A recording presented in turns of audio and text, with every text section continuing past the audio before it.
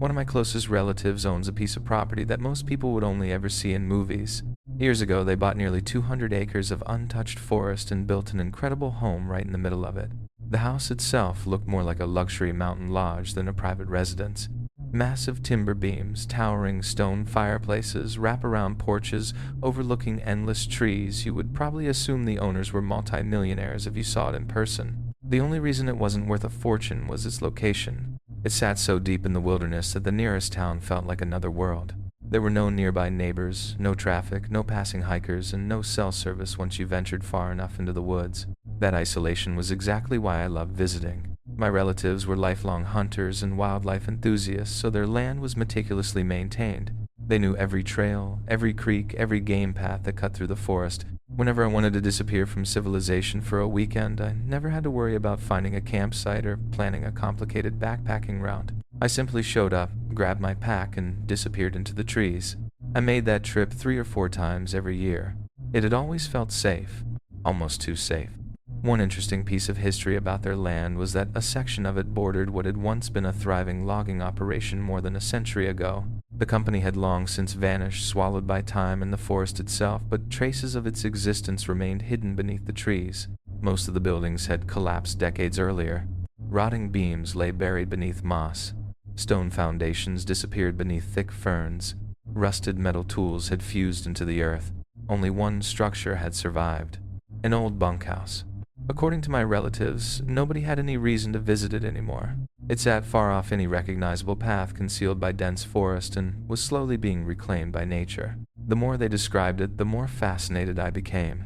For this camping trip, I decided I would finally explore it. I arrived at the house around 10 that morning, spent a few hours talking with family, then loaded my gear and headed into the woods shortly after 1 o'clock. Getting there wasn't easy. There were no trails, no signs, no markers. The only way to reach the old logging camp was by bushwhacking through thick forest, climbing over fallen trees, pushing through dense undergrowth, and navigating by memory in a handheld GPS. The hike took somewhere around 40 minutes. As the forest swallowed me deeper and deeper, the silence became almost unnatural. No distant highway, no aircraft overhead, no voices. Just the occasional breeze stirring branches hundreds of feet above. Eventually, I saw it. The old cabin emerged between the trees so suddenly it almost startled me. For a building that had supposedly been abandoned for generations, it looked remarkably intact, weathered certainly, gray with age, covered in moss, but standing solid, almost as though someone had quietly maintained it all these years. That thought unsettled me. There was no logical reason anyone would. The front porch sagged slightly under its own weight. One window had long ago shattered. The roof leaned just enough to suggest it might collapse within another decade. Yet, despite all that, the place didn't feel dead. It felt waiting. I walked around the exterior first. No footprints. No fresh tire tracks. No garbage. No graffiti. Nothing to suggest another person had stood there in years. Taking a deep breath, I pushed against the old wooden door. It groaned loudly before swinging inward. The smell hit me immediately. Damp wood, rotting fabric, dust that had remained undisturbed for decades. Sunlight pushed through broken windows and thin golden beams, illuminating millions of floating dust particles drifting lazily through the air. Inside stretched 2 long rows of rusted iron bunk beds, 8 on one side, 8 on the other. Every mattress had been shredded long ago by rodents or wildlife. Springs poked through rotten fabric. Rust stained the wooden floor beneath them. The room looked frozen in time. I expected to find forgotten tools, old lanterns, rusted cooking pots, maybe even personal belongings left behind by the loggers. Instead, nothing. It was almost unnaturally empty. Not even a bottle cap. Not even an old nail lying loose on the floor. It was as though someone had carefully removed every trace that human beings had ever lived there. I spent roughly 15 minutes exploring every corner of the cabin. Nothing. Eventually, I accepted that there simply wasn't much to see. Outside, I examined the remains of the other structures. Most had collapsed into enormous piles of timber so deteriorated that I couldn't even determine their original purpose. One may have been a storage shed, another perhaps a workshop. Nature had erased nearly every clue. Considering the unstable condition of the surviving bunkhouse, I decided sleeping inside wasn't worth the risk. If part of the roof collapsed during the night, no one would even know where to begin looking for me. Instead, I pitched my tent roughly 100 yards away in a small clearing where I could still see the outline of the cabin through the trees. I gathered fallen branches, built a modest campfire, and settled in as evening slowly consumed the forest. For several hours, everything felt peaceful. The crackling fire, the smell of pine, the distant calls of owls. Sunlight faded into deep blue twilight before finally surrendering to complete darkness. The old cabin disappeared into the night. Even though I knew exactly where it stood, I could no longer see it. Only darkness. The kind of darkness that seems capable of hiding absolutely anything. I added another log to the fire and began cooking dinner. That's when I heard it. Footsteps. Slow, heavy. Crunch. Crunch. Crunch. They weren't approaching from the trees behind me. They were coming from the exact direction of the abandoned cabin. Every hair on my arm stood up. I froze. The footsteps continued. Measured. Unhurried. Someone, or something, was walking straight toward my campsite. I barely had enough time to stand before a figure emerged beyond the firelight. At first, I could only make out his silhouette. Broad shoulders, enormous frame, then the flames illuminated his face. He looked to be somewhere in his 40s. His clothes were filthy. His beard was thick and uneven. Mud covered his boots. His weathered face looked as though it had spent decades exposed to harsh winters and endless labor. Oddly enough, he looked exactly like the kind of lumberjack you'd expect to find in stories about forgotten logging camps. The resemblance was almost too perfect. I'm not a small guy. I'm over 6 feet tall and fairly well built, yet this man dwarfed me. His presence alone made the clearing suddenly feel much smaller. He smiled. Not warmly, not threateningly, just a smile that revealed absolutely nothing. Evening. His voice was surprisingly calm. I'm looking for my friend. He told me he'd be around here somewhere. As he spoke, he continued walking closer to my fire, far closer than most strangers normally would. His eyes wandered around the surrounding forest while he talked, almost as though searching for movement between the trees, or perhaps checking whether I was camping alone. You haven't happened to see anyone else out here, have you? My mouth felt strangely dry. Every logical thought raced through my head at once. This was private land. No one was supposed to be here. The nearest public road was miles away. There weren't any hiking trails leading into this section of forest.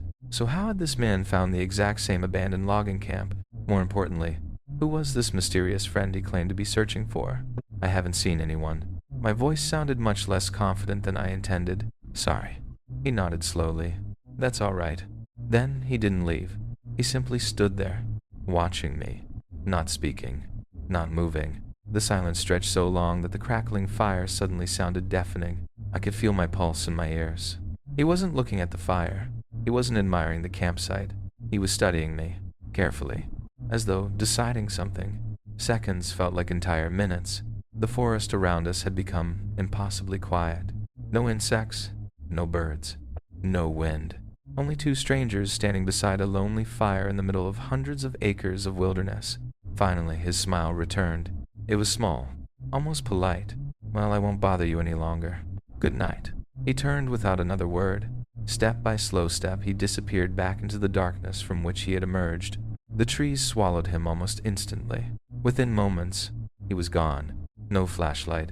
No lantern. No sound except the fading crunch of boots disappearing deeper into the forest.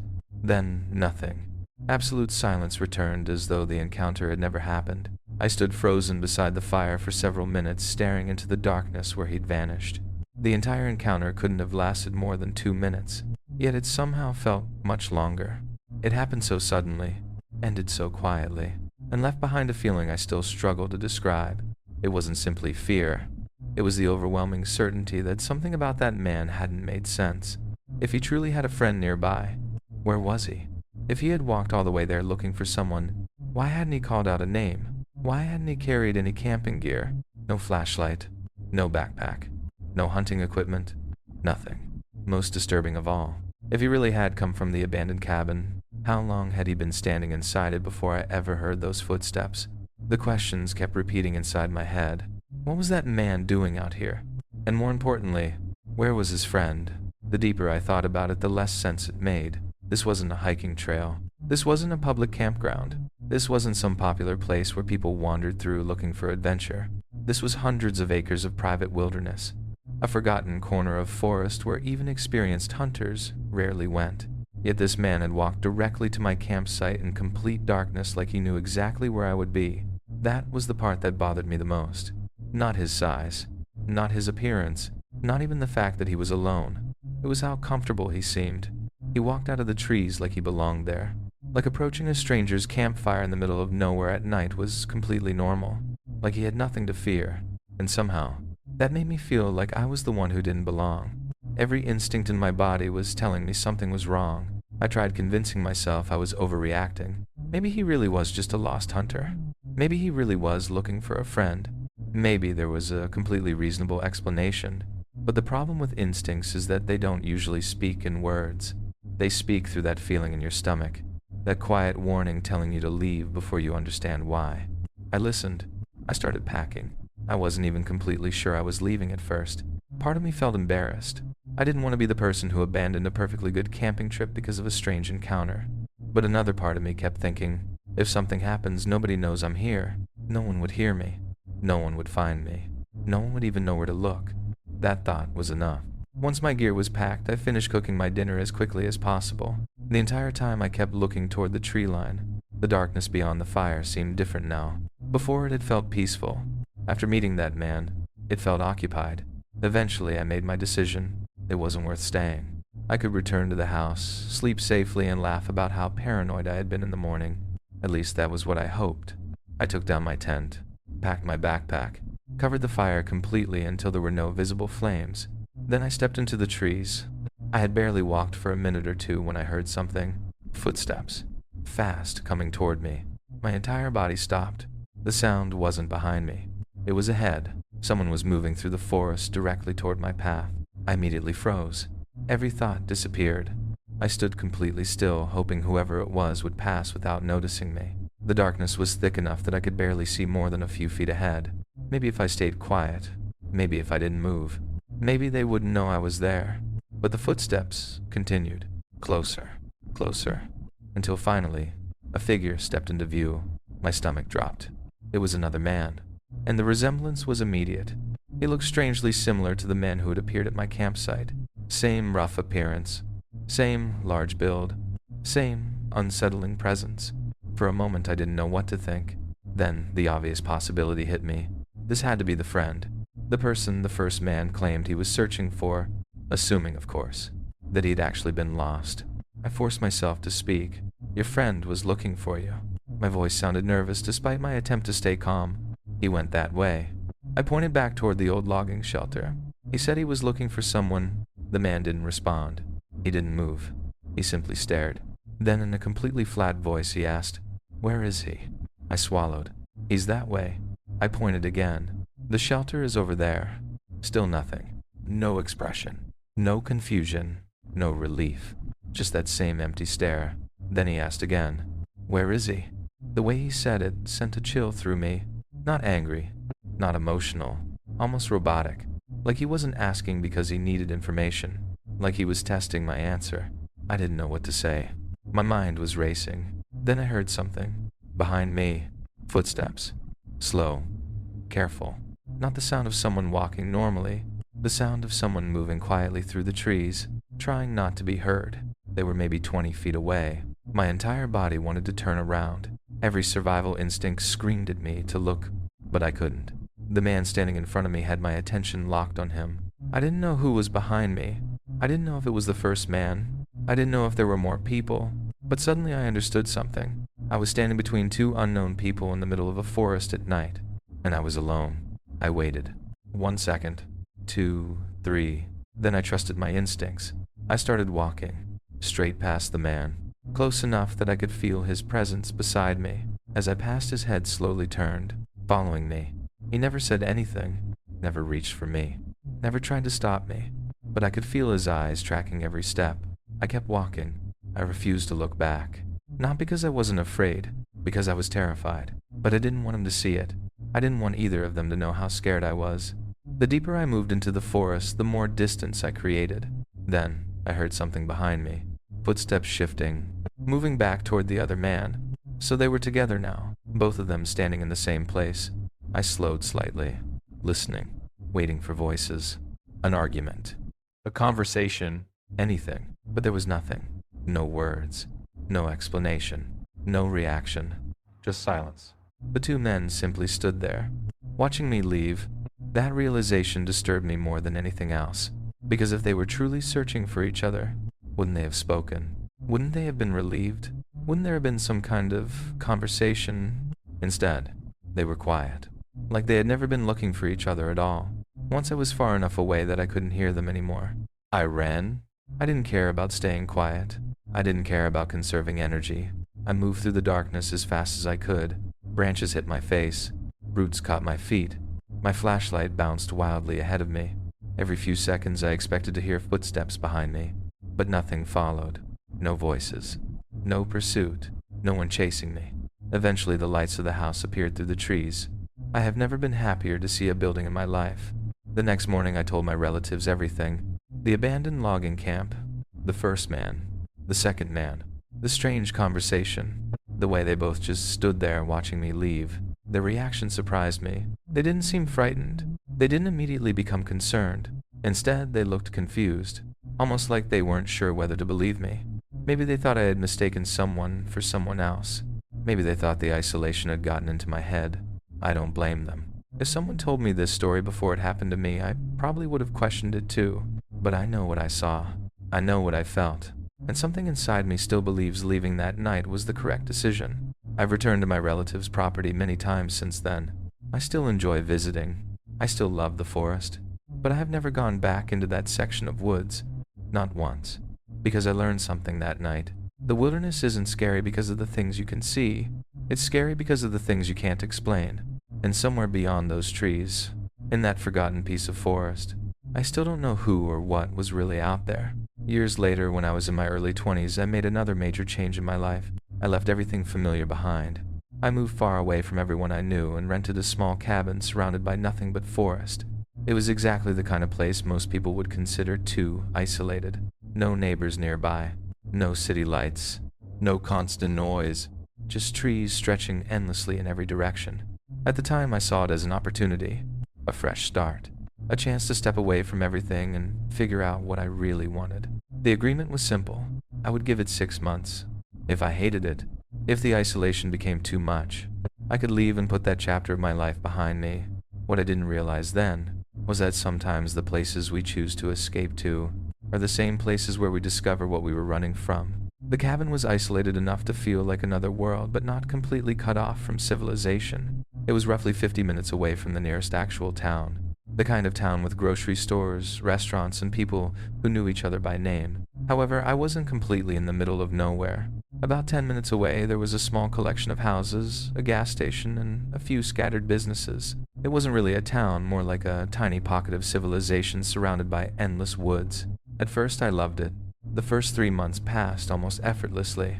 Honestly, there isn't much to tell about that period because everything was exactly what I had hoped it would be. Quiet mornings, fresh air, no traffic, no crowded spaces, no constant noise from people and machines. I would wake up, make coffee, open my laptop, and work while looking out at miles of forest. It felt like I had escaped something, like I had finally found a place where I could breathe. Looking back, I think I was still caught up in what people call the honeymoon phase. Everything was new. Everything felt exciting. The isolation that would eventually bother me was at first the very thing I loved. But then, something changed. And it happened quickly. Almost too quickly.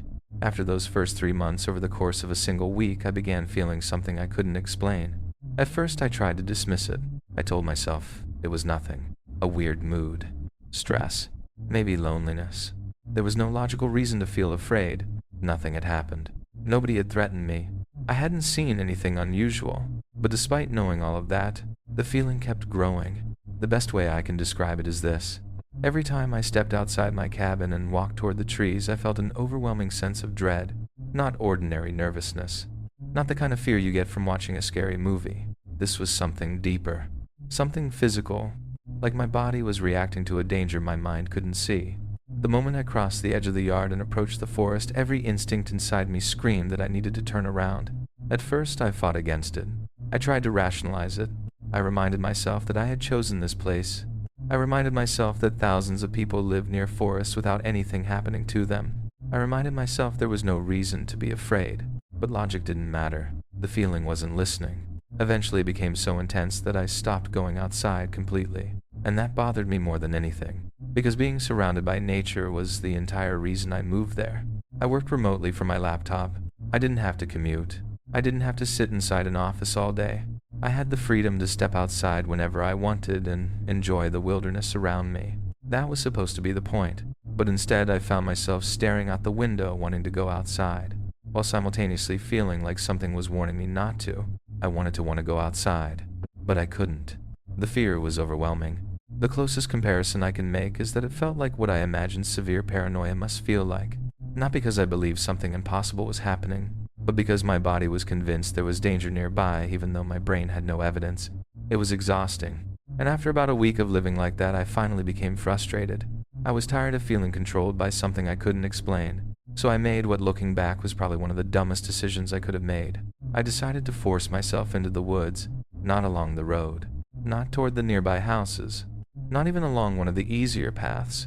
I walked directly into the trees. My thinking was simple. If I went out there and proved to myself nothing was wrong, maybe the feeling would disappear. Maybe I could finally take back control. So I stepped outside. I crossed the tree line, and immediately, the fear returned, stronger than before. The forest felt different, wrong. The trees stood completely still. The air felt heavy. There was no movement, no birds, no insects, no wind moving through the branches, nothing. It wasn't peaceful silence. It was the kind of silence that makes you aware of your own breathing. I looked around constantly. Every direction, every shadow, every gap between trees. My mind was telling me to run, to turn around, to get back to the cabin before something happened. But I stayed. I don't know why. Maybe pride, maybe stubbornness. Maybe I just wanted proof that my fear was irrational. So I kept walking deeper, step by step, until eventually I reached the point where the cabin was no longer clearly visible behind me. The trees had swallowed it, and the moment I realized I was truly alone out there, everything intensified. My heart started pounding. My breathing became shallow. That horrible feeling inside me became almost unbearable.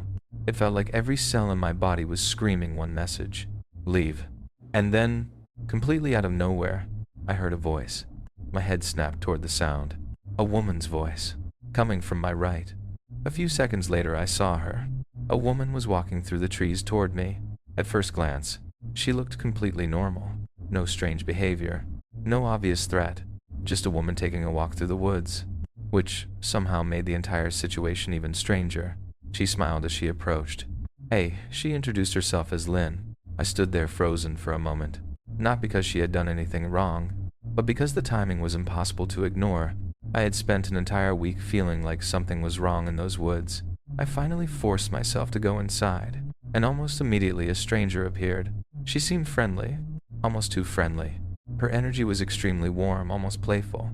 The way she spoke was unusually enthusiastic, almost flirtatious. Under normal circumstances, I probably wouldn't have thought much of it, but I wasn't in normal circumstances. I was already on edge, and this was the first person I had seen out there since the feeling started. She smiled and said she was just taking a walk. Then she asked if I wanted to join her. I forced a polite smile. I'm sorry, I was just checking on something. I'm actually heading back home. But before leaving, I had to ask, where did you come from? Because standing there in the middle of those endless woods, I couldn't stop wondering the same thing. How had she found me? She glanced back over her shoulder toward the endless trees behind her. I live around here, she said. Her smile never changed. Her voice remained warm, friendly, almost comforting. And somehow, that made me feel even more uneasy, because something about her didn't match the situation. People don't usually appear alone in the middle of a dense forest without explanation. They don't approach strangers who are clearly uncomfortable and repeatedly insist on going for a walk together. And they definitely don't appear at the exact moment when you're already fighting an overwhelming feeling that something is wrong. She smiled again. You should come with me. I'm not going far. She laughed softly. It'll be fun. But every instinct I had was telling me no. I couldn't explain why. There was no obvious threat. She wasn't aggressive. She wasn't acting strangely. She was just too comfortable, too eager, like she knew something I didn't. I shook my head. Thanks, but I'm okay. I started turning back toward the cabin. I expected her to simply say goodbye.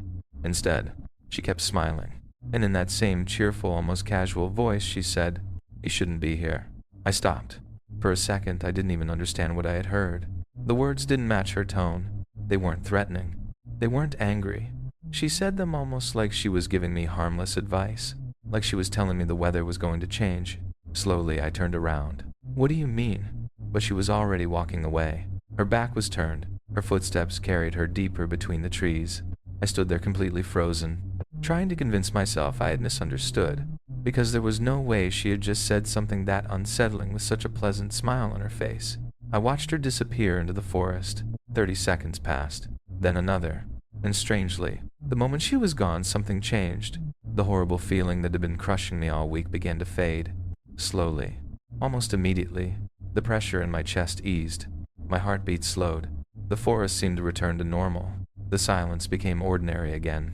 I looked around one final time. Nothing. No movement. No explanation. Just trees. But I didn't care anymore. I walked quickly back toward the cabin, and by the time I reached the door, I had already made my decision. I was leaving. I didn't need to understand what was happening. I didn't need answers. Whatever was going on in those woods, I wanted no part of it. Luckily, I didn't own much. Most of my belongings fit inside my truck, but packing everything still took the entire day. I moved from room to room, carrying boxes, bags, and whatever I thought I would need. The whole time I kept looking outside, half expecting to see something or someone. But nothing happened. The sun disappeared behind the trees.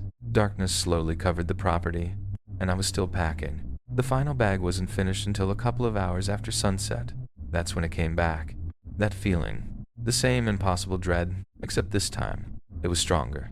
Much stronger. It hit me so suddenly that I froze where I stood. My body reacted before my mind could.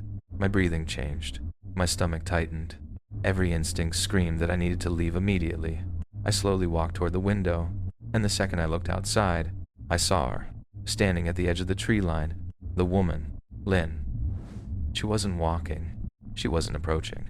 She was just standing there, completely still, watching my cabin, watching me. The darkness around her made her almost blend into the forest, but I could see her clearly enough. She had been there before, and now she was back. I don't know how long she had been standing there. A minute. 10 minutes. Longer. The thought made my skin crawl. I didn't wait. I grabbed the last bag, rushed outside, threw everything into my truck, and drove. I didn't lock up carefully. I didn't double-check anything. I just needed distance. As soon as my tires hit the road and the cabin disappeared behind me, I finally felt something I hadn't felt in days. Relief. Real relief. Like I had escaped something I couldn't explain. Over the next several days, I managed to get out of my lease. I still had to pay for the rest of the month, but honestly, I didn't care. Not even a little. Leaving was worth every penny. To this day, I still don't know what that feeling was. I don't know why it started. I don't know why it disappeared when that woman left. I don't know how she was connected to it. Maybe there was a logical explanation. Maybe there wasn't. But I know one thing. I have absolutely no desire to find out. Whatever was happening around that cabin, I wanted nothing to do with it. A few years ago, I took a short trip to Utah. It was actually the first time I had ever planned a vacation where the goal wasn't to visit a famous place or do some specific activity. Usually my trips had a purpose. A city to explore. An event to attend. Something planned. But this time I wanted something different. I wanted silence. I wanted isolation. I wanted to disappear for a few days and do absolutely nothing. Like a lot of people who book remote cabins, I imagined it would be peaceful. A small cabin in the woods. A warm fire. Quiet mornings. A chance to clear my mind. That was the idea anyway. The cabin I rented was part of a tiny community hidden in the forests of northern Utah, close to the Idaho border. And when I say tiny, I mean tiny. There were only about 6 other cabins nearby. Nothing else. No stores. No neighborhoods. No traffic. No signs of normal life. The road itself was already a warning. After leaving the highway, I had to drive along a narrow gravel road for nearly 6 miles. The farther I went, the more civilization disappeared behind me. Eventually, I reached a small area where several trails branched off toward the rental cabins. Each one had a marker. Cabin 1, Cabin 2, Cabin 3. Mine was Cabin 4. The final stretch was another 2 miles down a rough dirt trail. The trees grew thicker. The road became narrower. And the feeling of being completely alone became impossible to ignore. When I finally arrived, the cabin looked exactly like something placed there and forgotten. Small. Simple. Surrounded by endless forest. It looked like someone had taken a tiny wooden cabin and dropped it in the middle of nowhere. At the time, I thought it was perfect. I had no idea that being alone in those woods would become the exact opposite of peaceful. What I mean by that is the cabin wasn't built in a clearing. They didn't cut down a large section of forest and place the building in the middle. They simply built it exactly where the trees already were. The forest had never really been removed. It had only been interrupted. Some trees stood just a few feet from the walls, their branches stretching over the roof and blocking parts of the sky. Looking at it from the outside almost felt strange, like the cabin was being swallowed by the woods around it. It wasn't necessarily dangerous. It was just uncomfortable. The kind of place where you couldn't help but notice how close the forest was, how easily something could be hidden just beyond the windows. At the time, though, I didn't think much of it. I figured that was part of the appeal. I went inside, dropped my bags, and started unpacking. I hadn't brought much. Just a small backpack with enough clothes for the week basic supplies, and a cooler filled with food and drinks. I wasn't planning on doing anything exciting. The whole point of the trip was to disconnect, relax, enjoy the quiet. And for the first few minutes, that's exactly what it felt like. Complete silence. No traffic. No voices. No sounds of people nearby. Just me and the forest. I had only been inside the cabin for maybe 10 minutes when it happened. A knock. A sudden, sharp knock against the front door. The sound completely caught me off guard. My heart immediately jumped, and looking back, I think what scared me wasn't the knock itself. It was how unnatural it felt. The cabin had been completely silent since I arrived. The kind of silence where you become aware of every little sound your own body makes. Then suddenly, someone was standing outside. My mind immediately started creating possibilities. Who was it? Was something wrong? Did someone need help? Was I supposed to know someone was coming? I walked toward the door slowly. The cabin didn't have any kind of peephole or window that let me see outside first, so I had no idea who was waiting there. After a moment of hesitation, I opened it. Standing there was a tall man. He looked like he was probably in his 30s. He had a relaxed expression and a friendly smile. Nothing about him seemed threatening. "Hey," he said. "I was just checking to make sure you were okay." For a brief second, I felt a chill. Not because of what he looked like. Not because he was acting strange. It was because of the way he phrased it. Checking to make sure you were okay. Those words sounded like there was a reason he needed to check. Like something had happened. Like there was some danger I wasn't aware of. But almost immediately, I talked myself out of that thought. I realized I was probably overthinking it. He was likely the owner, or someone who managed the cabins. Maybe he just checked on every guest when they arrived. I felt a little embarrassed for even being suspicious. "Yeah, I think it'll be perfect," I said. "Thanks for checking on me." He nodded. It seemed like the conversation was over, so I closed the door. I went back to unpacking, but maybe 30 seconds later, something bothered me. A small detail I hadn't paid attention to at first. I walked back to the door and opened it again. The man was gone. Completely gone. And what I was looking for wasn't him. It was his car. I don't know why, but suddenly I realized something. I never saw him arrive. There wasn't a vehicle parked nearby, and there weren't any other cabins close enough for him to have walked from one to mine in only a few seconds. The forest surrounding the cabin was enormous. The paths between cabins weren't exactly short, and yet, he had disappeared almost instantly. I stepped outside and looked around. Nothing. No footsteps. No movement. No sound. The woods were completely still. It hadn't even been a full minute since I closed the door. It was strange. Really strange. But I laughed it off. I remember thinking something ridiculous like, "Guess he just teleported." It was obviously a joke. A way of making the situation feel less weird. Because realistically, there had to be a normal explanation. I closed the door again and decided not to think about it. After finishing unpacking, I stretched out on the couch. The quiet atmosphere made me more tired than I expected. Before I knew it, I fell asleep, and I slept hard. Much harder than I intended. I woke up sometime around 7 p.m. I had fallen asleep around 3:00, nearly 4 hours. Normally that would have bothered me, but when I woke up I felt incredible, completely refreshed. I knew there was no chance I would be going back to sleep anytime soon after a nap like that. So I grabbed a beer from the cooler and stepped outside onto the front porch. The weather couldn't have been better. Not too cold. No wind. Just a comfortable evening surrounded by trees. There was an old wooden chair sitting on the porch, so I sat down and looked out into the forest. And for a while, it was perfect. The sun had disappeared about 45 minutes earlier. The sky was dark, but not completely black. There was still enough remaining light to see the outlines of the trees. Without any wind, the forest was completely motionless. No leaves moving, no branches creaking, no animals making noise, nothing. Just silence. The kind of silence that feels peaceful during the day, but feels different after dark. I sat there for maybe 10 minutes, just drinking my beer, watching the trees, and then something changed. I can't explain exactly what happened. I don't know if I actually saw movement between the trees. I don't know if my brain noticed something before I consciously did, or maybe it was just instinct. But suddenly, I felt it. That unmistakable sensation. The feeling that someone was watching me. Not the vague feeling people joke about. Not imagination. A real physical reaction. My body became tense. My attention locked onto the tree line. The forest suddenly didn't feel empty anymore. It felt like something was out there, standing among the trees, hidden in the darkness, looking directly at me. And the worst part, I had no idea whether that feeling came from fear or from the fact that something was actually there. I kept drinking my beer. I kept staring into the darkness, and I kept pretending everything was normal. That was the strange thing about fear.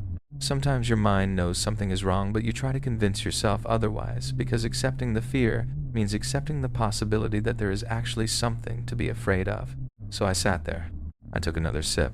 I looked at the trees. I told myself I was being ridiculous. There was no reason to feel this way. I was alone in a cabin, in the woods, exactly where I had chosen to be. Nothing had happened. Nothing was happening. At least, nothing I could prove. Another 30 minutes passed. The forest became darker with every minute. The last traces of daylight disappeared completely, and without any outdoor lights around the cabin, the darkness became almost absolute. I could still see the closest trees, dark shapes against an even darker background. But beyond that, nothing. The forest just disappeared. It felt endless, like there could have been someone standing 20 feet away and I would never know. Eventually, I finished the rest of my drink and went back inside, but that uneasy feeling never left. The cabin suddenly felt much smaller than it had earlier.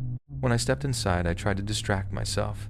I thought maybe turning on the fireplace would make the place feel warmer, softesh, more like a normal cabin. But when I tried to start it, nothing happened. It was one of those old gas fireplaces, and after messing with it for a while, I realized it probably wasn't connected properly. No flamey, no warmth, no comforting sound of fire burning, just silence. So I gave up. I sat down on the couch and looked out the window beside me. There wasn't much else to do. The cabin itself was extremely small. The entire layout was basically one open living area with a couch, a small table, and a bedroom on the left side with a tiny connected bathroom. That was it. No hallway, no extra rooms, no storage area, no hidden spaces, nothing.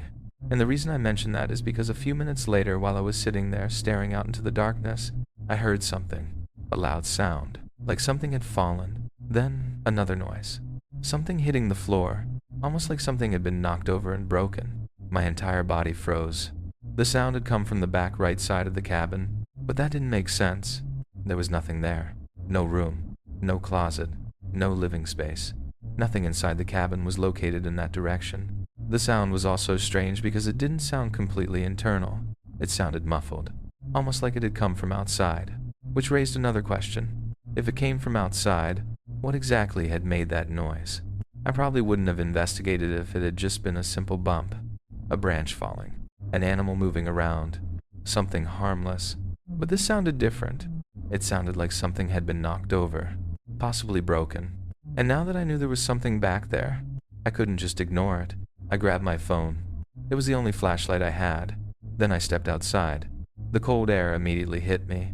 I walked around the side of the cabin toward the back. I had never been back there before, and honestly, I wish I had kept it that way. The moment I turned the corner, I felt that same uncomfortable feeling return, stronger. There was a small set of stairs leading downward beneath the cabin. At the bottom was an open door, a basement, or maybe some kind of crawl space. I couldn't tell. The doorway was completely dark. My phone's flashlight barely reached inside. The beam disappeared into the darkness like the room was absorbing the light. I stood there for a moment, just staring, and that feeling inside me grew heavier. The same feeling I had been trying to ignore since arriving. The same warning my body had been giving me. Don't go closer. Leave. Walk away. But I had already come this far. I told myself I only needed to look, just enough to make sure nothing was inside, just enough to explain the noise. I slowly stepped down, one step, then another, trying not to make any sound. The stairs creaked beneath my weight. Every noise felt amplified. When I reached the bottom, I pointed my flashlight inside. It wasn't a hidden room. It wasn't some mysterious underground area. It was basically just a small concrete storage space, almost like a closet beneath the cabin. There were a couple of shelves along the wall, old forgotten items scattered across the floor, boxes, tools, random objects covered in dust, and immediately I knew. This was where the noise came from. Something had fallen over. That should have made me feel better. It should have been a relief. But before I could even take another breath, I heard something behind me. A sound. A movement. I froze. Slowly. Very slowly. I turned around. My flashlight moved upward toward the stairs, and the second the beam reached the top, my entire body went cold. Someone was standing there. A man. Looking down at me, completely still. Watching.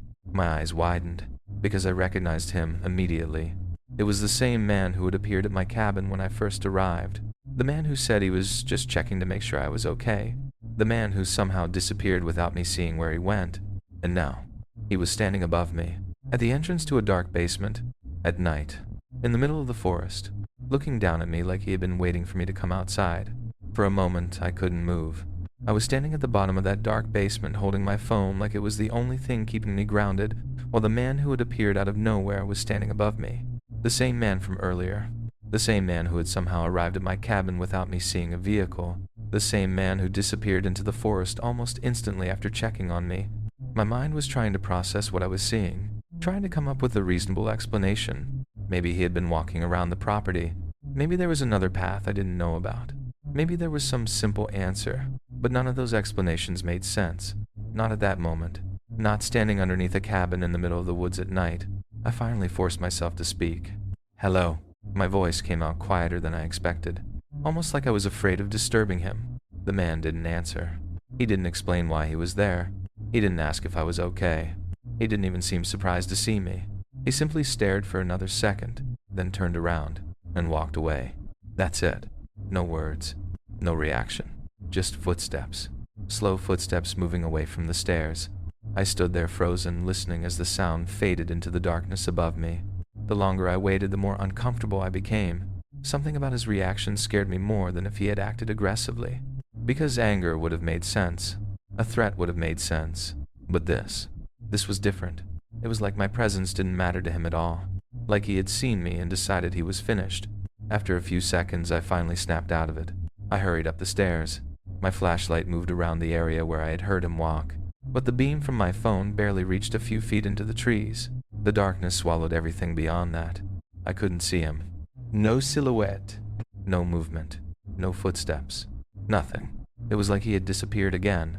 At that point, whatever curiosity I had left was gone. I didn't want answers anymore. I didn't care what the explanation was. I just wanted to leave. I ran back inside the cabin, locked the door immediately. Then I started throwing my things into my bag. I wasn't organizing anything. I wasn't packing carefully.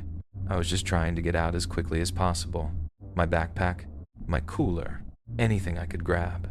Within minutes, I had everything in my truck. I started the engine and drove. I didn't even look back.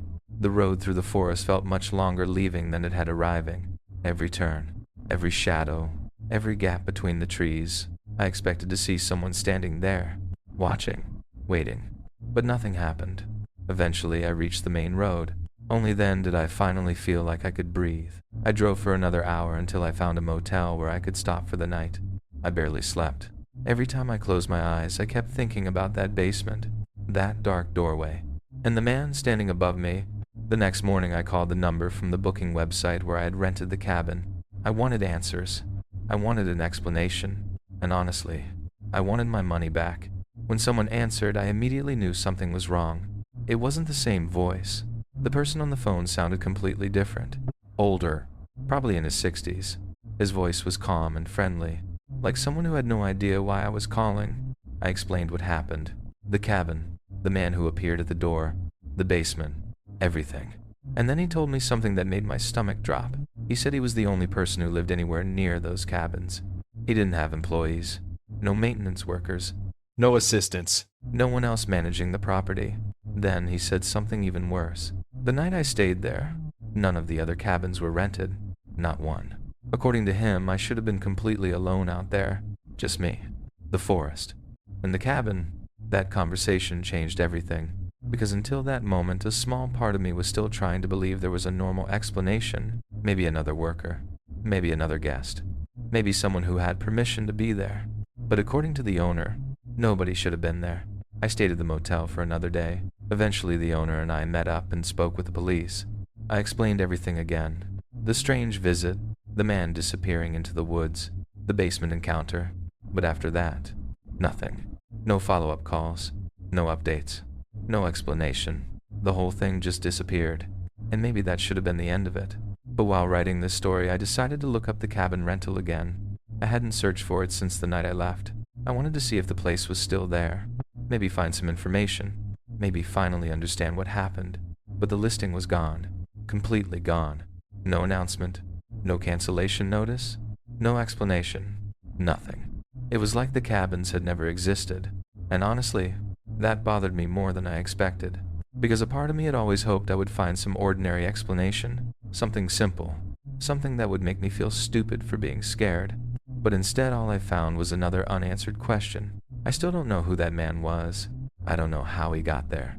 I don't know why he appeared in my cabin. And I don't know what would have happened if I hadn't gone outside to investigate that noise.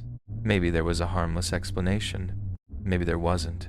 But I do know one thing. Leaving that night was the right decision. Because sometimes, when every instinct you have is telling you to get away, you should listen. Even if you don't understand what you're running from.